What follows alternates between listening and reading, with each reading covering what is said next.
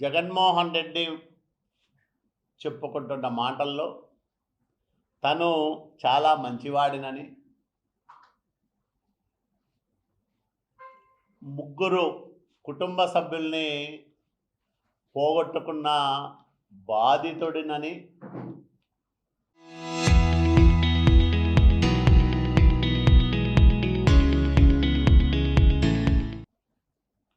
తనకు తన కుటుంబానికి నేరాలతోనూ అరాచకాలతోనూ అసలు సంబంధమే లేనే లేదని బుకాయించే ప్రయత్నం చేశారు.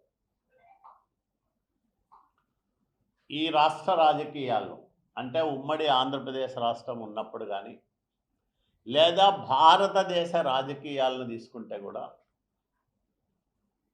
ఇంత సుదీర్ఘమైన నేర చరిత్ర ఉన్న వ్యక్తులు, కుటుంబము మనకు భారతదేశ రాజకీయాల్లో ఎక్కడ కనిపించదు, వినిపించదు. ఒక్క వైఎస్ కుటుంబానికే 6 దశాబ్దాల రక్త చరిత్ర ఉంది. 3 తరాల నేర సామ్రాజ్యాన్ని నిర్మించుకున్న దుష్ట చరిత్ర జగన్మోహన్ రెడ్డి కుటుంబం సొంతం. ఎవరికి ఈ దేశంలో ఇంత సుదీర్ఘమైన నేర చరిత్ర లేదు, రాదు భవిష్యత్తులో కూడా. మరో 20-30 సంవత్సరాలు గడిచిన రాజకీయాల్లో 6 దశాబ్దాల కాలంగా నేరాలనే నమ్ముకొని, హింసనే ఆయుధంగా చేసుకొని ప్రాంతాలను, రాజకీయాలను శాసించిన కుటుంబం మనకు ఎక్కడా కూడా దొరకదు. అది వైఎస్ కుటుంబమే. నేను పుట్టకముందే రాజారెడ్డి రౌడీ షీటర్.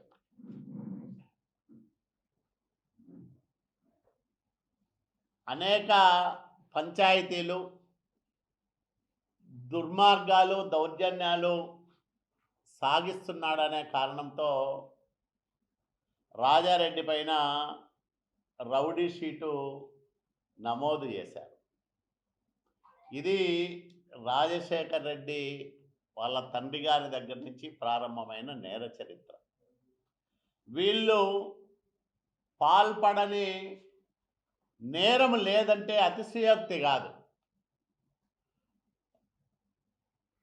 ముందున్న ఐపీసీ సెక్షన్లో కానీ, ఇప్పుడున్న బిఎన్ఎస్ సెక్షన్లు కానీ, ఈ చట్టాలకు సవరణలు చేసిన వీళ్ళ నేరాలకు ఇంకా సెక్షన్లు తక్కువ పడతాయి. అన్ని రకాల నేరాలు చేసిన చరిత్ర జగన్మోహన్ రెడ్డి కుటుంబానిది.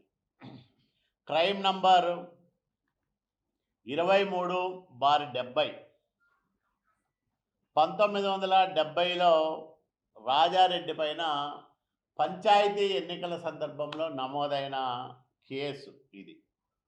అట్లాగే crime number 89/74 Rajareddy, George Reddy లాంటి 63 మంది పైన దౌర్జన్యం కేసు నమోదైంది.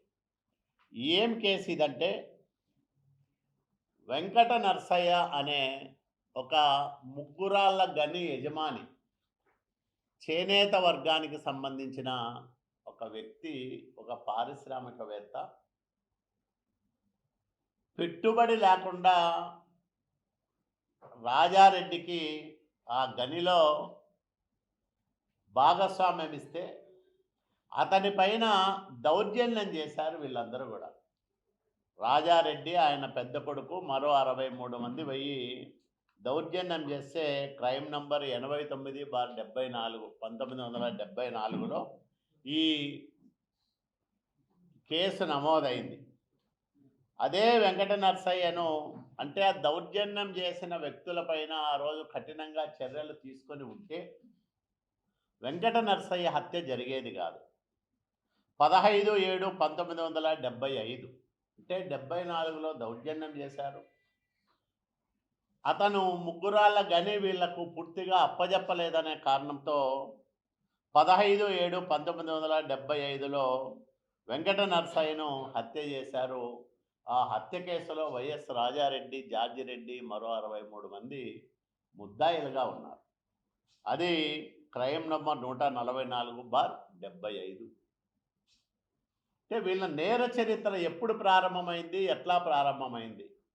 మొదట ఆ రాజకీయాల్లో హింసను ప్రేరేపించింది, మొదలుపెట్టింది వీళ్ళే.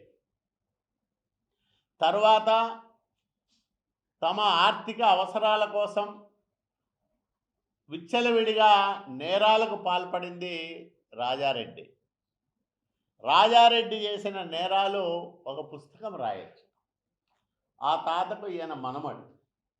ఈయన మనకి ఈరోజు మంచి బాలుడు నేనని సర్టిఫికెట్ తనకు తానే ఇచ్చుకుంటా ఉన్నాడు. అట్లాగే క్రైమ్ నంబరు 18/90 16/2/1990 పులివెందుల్లో ఎరుకల కాలనీలో నగరగుట్ట ఎరుకల కాలనీ పైన దొమ్మి చేశారు. దాదాపు 200 మంది అనుచరులతో రాజారెడ్డి దొమ్మి చేసి ఆ కాలనీలో ఇళ్ళన్నీ కూడా దోచుకున్నాడు. దాదాపు 16 లక్షల నగదు, అట్లాగే చాలా ఇళ్లలో నగలు దోచుకొని పోయినారని కేసు నమోదైంది రాజారెడ్డి పైన. అంటే ఎలక్షన్లలో నేరాలు చేశారు, ముగ్గురాళ్ళ గని యజమానిని చంపి ఆర్థికంగా తమ పబ్బం గడుపుకోవడానికి హత్యలు చేశారు, దొమ్మీలు దోపిడీలు కూడా చేశారు. అంటే ఇన్ని రకాల నేరాలు చేసిన వ్యక్తి మంచోడని ఈయన సర్టిఫికేట్ ఇస్తూ ఉన్నాడు. ఇవన్నీ మనమేదో ఈరోజు ఆరోపిస్తున్న అంశాలు కాదు, రాజకీయ లబ్ధి కోసం మాట్లాడుతున్న మాటలు కాదు. ఇవి రికార్డెడ్గా నమోదైన కేసుల వివరాలతో సహా ప్రజల ముందు ఉంచే ప్రయత్నం చేస్తూ ఉంది తెలుగుదేశం పార్టీ. ఎందుకంటే దొమ్మీలు దోపిడీలు చేసిన వ్యక్తి,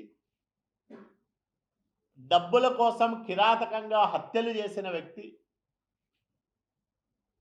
ఎన్నికల సందర్భంలో అనేక దఫాలుగా హింసకు పాల్పడిన వ్యక్తి వైఎస్ రాజారెడ్డి అనేది దేశంలో ఎవరిని అడిగినా చెప్పే కఠినమైన నిజం ఇదనే విషయం కూడా ఈ సందర్భంగా మీ అందరికీ నేను మనవి చేస్తూ ఉన్నా.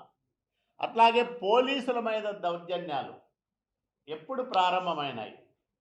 రాజారెడ్డి, రాజశేఖర్ రెడ్డి, జగన్మోహన్ రెడ్డి ముగ్గురు పోలీస్ స్టేషన్లకు వెళ్ళి పోలీసులను చితకబాది స్టేషన్లోనే పోలీస్ సిబ్బందిపై దౌర్జన్యాలు చేసిన చరిత్ర ఈ ముగ్గురికి ఉంది. మొదట రాజారెడ్డి కోడూరు పోలీస్ స్టేషన్లో 11/10/1992 క్రైమ్ నంబర్ 97/92 ఇక్కడ పోలీస్ స్టేషన్ పైన దాడి చేసి సిబ్బందిని చితకబాదిన కేసులో రాజారెడ్డి నిందితుడు. ఇదే కాకుండా పులివెందుల దాటి హైదరాబాద్ వరకు వీళ్ళ నేర సామ్రాజ్యాన్ని విస్తరించిన మాట వాస్తవం కాదా? 1992లో క్రైమ్ నంబర్ 412 5/12/1992 హైదరాబాద్ తాజ్మహల్ హోటల్లో మరి రాజగోపాల్ అనే వ్యక్తి పైన పాశవికంగా దాడి చేశారు. అది అంటే పులివెందుల నుంచి హైదరాబాద్ వరకు నేరాలు ఘోరాలు చేసిన చరిత్ర ఈ కుటుంబానిది. అవునా కాదా ఒక్కసారి ఆలోచన చేయమని నేను మీ అందరికీ కూడా విజ్ఞప్తి చేస్తూ ఉన్నా. రాజశేఖర్ రెడ్డి మొదట ఆయన 26/9/1989లో సహకార సంఘ ఎన్నికల్లో కడపలో బ్యాలెట్ పెట్టెలో నీళ్లు పోశాడు ఫస్ట్. తర్వాత ముద్దనూరు మండలం పోలింగ్ స్టేషన్ 179లో బ్యాలెట్ పేపర్లో పెట్రోల్ పోసాడు తర్వాత ఎన్నికల్లో. ఇది ఎప్పుడు 22/11/2019. 1989. అట్లాగే 25/5/1989లో కూడా అక్కడ అంటే ఆ ఎలక్షన్లలో మొత్తం వీళ్ళు బ్యాలెట్ పేపర్లలో పెట్రోల్ పోసి వాటిని దగ్ధం చేసిన చరిత్ర రాజశేఖర్ రెడ్డిది. అట్లాగే 16/2/1998లో స్వయంగా అప్పటి తెలుగుదేశం పార్టీ ఎంపీ అభ్యర్థి కందుల రాజమోహన్ రెడ్డి పైన భౌతికంగా దాడి చేసిన కేసులో క్రైమ్ నంబర్ 30/98లో రాజశేఖర్ రెడ్డి స్వయంగా ముద్దాయి. జగన్మోహన్ రెడ్డి మొదటిసారిగా ఎక్కడ ప్రారంభం చేశాడు తనది నేరాలనంటే సింహాద్రిపురంలో ఎస్ఐ ఒక జగన్మోహన్ రెడ్డి మిత్రులను అంటే అక్రమంగా అనుమతి లేకుండా అడవిలో వేటాడుతూ ఉన్నారు అని వాళ్ళను పట్టుకొస్తే ఒకతను నా తుపాకీకి లైసెన్స్ ఉంది, ఆ లైసెన్స్ పులివెందుల్లో ఉంది, నేను తెచ్చి చూపిస్తానంటే అతను ఒకరిని వదిలిపెడితే అతను పోయి జగన్మోహన్ రెడ్డికి చెప్తే జగన్మోహన్ రెడ్డి 5-6 జీపుల్లో రౌడీలు వేసుకొచ్చి సింహాద్రిపురం స్టేషన్లో ఎస్ఐని చితకబాదితే ఎస్ఐ లాకప్లో పోయి దాక్కున్నాడనేది నిజం. ఇది నేను కాదు, పౌర హక్కుల సంఘం కడప జిల్లాలో పాల్యగాల రాజ్యం అనే పేరుతో వేసిన పుస్తకంలో ఉండే మాటలు ఇవన్నీ కూడా మేము చెప్తున్నది కాదు. తెలుగుదేశం పార్టీగా రాజకీయ కక్షతోనూ రాజకీయ లబ్ధి కోసమో రాజకీయ ప్రయోజనాల కోసమో చేస్తున్న ఆరోపణలు కాదు ఇవి. స్వయంగా అప్పట్లో కడప జిల్లా పౌర హక్కుల సంఘం ఈ పుస్తకాన్ని ముద్రించింది, ఈ నివేదిక రూపంలో ఇవన్నీ కూడా. మరి అప్పటి వరకు ముఠా కక్షలో లేకపోతే వర్గ కక్షలో గ్రామ కక్షల రూపంలో చిన్నా చితక విభేదాలుండే వాటిని రాజకీయాలకు మిళితం చేసి రాజకీయాల్లో ముఠా కక్షలను ప్రోత్సహించింది వైఎస్ రాజశేఖర్ రెడ్డి అనేది స్పష్టంగా మనకు అర్థమవుతుంది. అది 1978 తర్వాత జిల్లా రాజకీయాల్లో రాజకీయ ఆర్థిక జీవితాన్ని శాసించే స్థాయికి పెరిగిన రాజకీయ ముఠాలు వీటి ఆవిర్భావము స్వభావం గురించి ఈ నివేదికలో మేము చెప్తున్నామని వాళ్ళు ఉపోద్ఘాతంలోనే వివరించిన విషయాన్ని మీ అందరికి కూడా నేను మనవి చేస్తూ ఉన్నా. ఈ రకంగా 3 తరాల నేరాలకు రాజకీయాల్లో అనేక ఘోరాలకు ప్రత్యర్థులను హతమార్చిన హింసాత్మక సంఘటనలకు ప్రత్యక్షంగా పరోక్షంగా కారణమైన వైఎస్ జగన్మోహన్ రెడ్డి, రాజశేఖర్ రెడ్డి, రాజారెడ్డిల గురించి ఎంత చెప్పినా తక్కువే అనే విషయాన్ని మీ అందరికీ నేను మనవి చేస్తూ ఉన్నా. ఇందాక నేను చెప్పింది 1994 జూలైలో రాత్రి పులివెందుల తాలూకా సింహాద్రిపురం పోలీస్ స్టేషన్, ఇది పౌర హక్కుల సంఘం వేసిన నివేదికలోని అంశాలు. నేను చెప్తున్నది కాదు ఈరోజు, ఎప్పుడో వీళ్ళు 90లోనే వేశారు ఇవన్నీ కూడా. ఈ రకంగా ఇదో ఎస్ఐ ఈ దాడికి బెంబేలెత్తుపై లాకప్లో గడే పెట్టుకున్నాడని వినికిడి. అంటే పోలీస్ స్టేషన్లకు వెళ్ళి పోలీస్ స్టేషన్లో సిబ్బంది పైన దౌర్జన్యం చేసి జమ్మలమడుగు నియోజకవర్గంలో రాజశేఖర్ రెడ్డి అట్లే చేశాడు, పులివెందుల నియోజకవర్గంలో రాజారెడ్డి అట్లే చేశాడు, సింహాద్రిపురం స్టేషన్లో జగన్మోహన్ రెడ్డి కూడా స్టేషన్ల పైన దాడులు చేసి స్టేషన్లలోనే పోలీస్ సిబ్బందిని చితకబాది ఎస్ఐలు కూడా భయపడిపోయి లాకప్లో గడే పెట్టుకునే పరిస్థితి తీసుకొచ్చారంటే ఇది వీళ్ళ చరిత్ర. మరి వీళ్ళు ఈరోజు నీతులు వల్లిస్తూ ఉన్నారు, ప్రజాస్వామ్యం గురించి మాట్లాడుతూ ఉన్నారంటే ఏమనుకోవాలా? ప్రజాస్వామ్యం గొప్పతనం అనుకోవాలా? లేకపోతే నేరస్తులు ఒక అబద్ధాన్ని ఇంత బలంగా చెప్పి నిజమని నమ్మించే ప్రయత్నం నేటికి సాగుతూ ఉంది అని అనుకోవాలా? ఏమనుకోవాలో వీళ్ళని మనం చూసాం. రాజశేఖర్ రెడ్డి 2004లో ముఖ్యమంత్రి అయితే ఈ జిల్లాలో పరిటాల రవీంద్రతో సహా 56 మందిని తెలుగుదేశం పార్టీ నాయకులను కార్యకర్తలను అతి కిరాతకంగా కాంగ్రెస్ గుండాలు ఆ రోజు హత్యలు చేశారు. ఇక్కడే శ్రీనివాసులు అనే ఒక కూడేరు మండలంలో ఇంట్లోకి పోయి దాక్కుంటే పైనకి పోయి దాన్ని తీసేసి అక్కడ ఉండేదాన్ని పైన లోపల అన్నీ కూడా గడ్డి వేసి పెట్రోల్ పోసి సజీవ దహనం చేసింది అప్పుడు కాంగ్రెస్ ప్రభుత్వం. అంటే ప్రభుత్వ అండతో నాయకులుగా చలామణి అవుతున్న రౌడీలు రాజశేఖర రెడ్డి కాలంలో రాజ్యమేలారు, జగన్మోహన్ రెడ్డి కాలంలో మరింత విచ్చలవిడిగా పెట్టలేకపోయినారు. ఇప్పుడు 11 సీట్లకే పరిమితమైపోయినా ఇంకా రప్పా రప్పా అంటున్నారు తప్ప వాళ్ళెక్కడ ప్రజాస్వామ్య విధానాల్లోకి రాలేదు, మారలేదు. వాళ్ళ ఆలోచనలో కానీ వాళ్ళ మనస్తత్వంలో కానీ ఎలాంటి మార్పు రాలేదనే దానికి ఈ మధ్య జరుగుతున్న సంఘటనలు కూడా ప్రత్యక్ష ఉదాహరణలుగా మనం చెప్పచ్చు. ఆ రోజు రాజశేఖర రెడ్డి 2008లో ముద్దు సీనును జైల్లో హత్య చేస్తే ఎవరో ఆ హత్యలో ఓంప్రకాష్ అనే అతను ముద్దాయిగా చేరిస్తే ఆ హత్య కేసు నా మీద బనాయించాలని రాజశేఖర రెడ్డి ఆ రోజు కుట్రలు చేశారు. స్వయంగా కేబినెట్ సమావేశంలోనే కాలువ శ్రీనివాసులు దీని వెనకాల ఉన్నాడని ఆ రోజు ఆరోపణ చేశారు. పెద్ద ఆయన రోసయ్య గారితో 3 రోజులు ప్రెస్ మీట్లు పెట్టించాడు, నా మీద ఆరోపణలు చేశారు. దీనికంతా కారణం ఈయనే.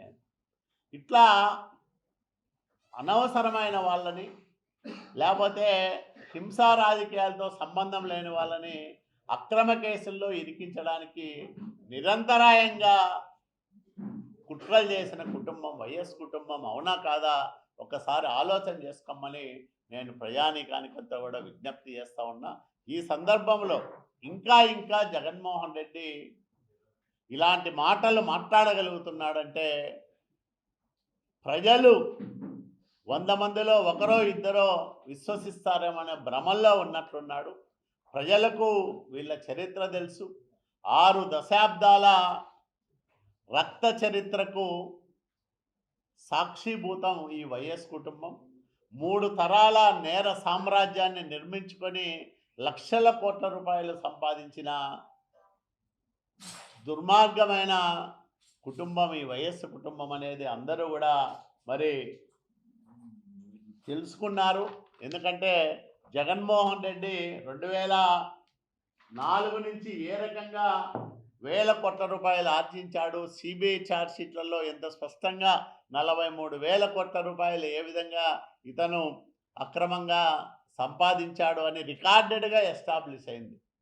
తెలియని ఇంకా సమాజానికి ఎరుకలేని నేరాలు ఘోరాలు ఎన్నున్నాయో తెలిసినవి కొన్నే, తెలియనివి చాలా ఉంటాయి. కాబట్టి ఇప్పటికైనా వీళ్ళు ఇంకా తెలుగుదేశం పార్టీ పైన చంద్రబాబు నాయుడు గారి పైన బురద జల్లడం మానుకొని ప్రజలకు లెంపలేసుకొని ప్రజలకు క్షమాపణ చెప్పాలా, లేకపోతే వీళ్ళని ఎవరో కూడా ప్రజలు నమ్మే పరిస్థితి ఉండదు. జగన్మోహన్ రెడ్డి ఎన్ని రకాలుగా ఇట్లాంటి తప్పుడు మాటలు మాట్లాడినా, పదే నిందారోపణలు చేసిన చంద్రబాబు నాయుడు గారంటే ఏంటో ప్రజలకు తెలుసు. జగన్మోహన్ రెడ్డి వాళ్ళ తండ్రి రాజశేఖర రెడ్డి, వాళ్ళ నాయన రాజారెడ్డి అంటే ఏంటో ప్రజలకు తెలుసు. కాబట్టి ఇంత సుదీర్ఘమైన నేర చరిత్ర ఉన్న వైఎస్ జగన్మోహన్ రెడ్డి ఈరోజు నీతి వాక్యాలు పలికి మంచోడినని భ్రమలు కల్పించే ప్రయత్నం చేస్తే ఎవరు విశ్వసించరనే విషయాన్ని ఈ సందర్భంగా వాళ్ళు గుర్తిస్తే మంచిదని తెలియజేస్తూ